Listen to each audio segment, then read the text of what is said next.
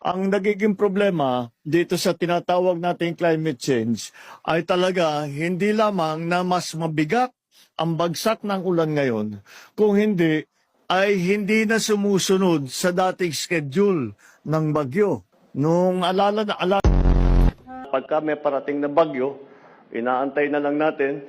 Sabi na, padaanin muna natin yung bagyo, padaanin muna natin yung putok ng bulkan, padaanin muna natin yung lindol, bago natin puntahan ang mga nasa lanta.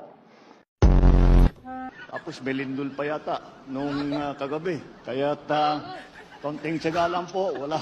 Ang mahirap dito, wala talaga tayo magawa sa panahon. At kung nasan man sila, maglalagay tayo ng mga tent. Ito yung tinawagan ko ang dating senador na si Dick Gordon na siyang namumuno ng Red Cross. At sabi niya, makakapagpadala siya kaagad ng mga tent, yung ginamit ng COVID.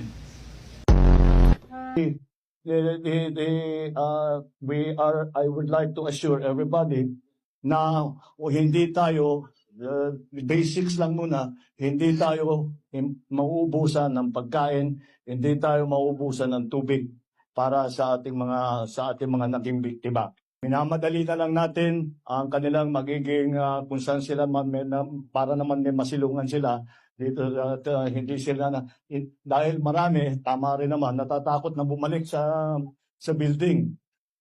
So mas gusto nila dito sila sa labas. So yun ang susundan natin. Yun ang kanilang kagustuhan, yun ang ating susundan. So that's why the proposal is the 10th city. So this ongoing recovery program will continue until we are satisfied na lahat ng naapektuhan ay nabigyan na ng mapasat, may kinakain na, may tinutulugan na, may pinupuntahan na, yung mga commercial enterprise ay tumatakbo na. That's the important part. So ganon ang naging situation dito sa Cebu. Yan ang situation in the other towns of Cebu. At we will continue to monitor and we will continue to assist. Mukha na naman siyang tamagalay. Di ba? Mga alaga ko nandito. Gerli ng gerli.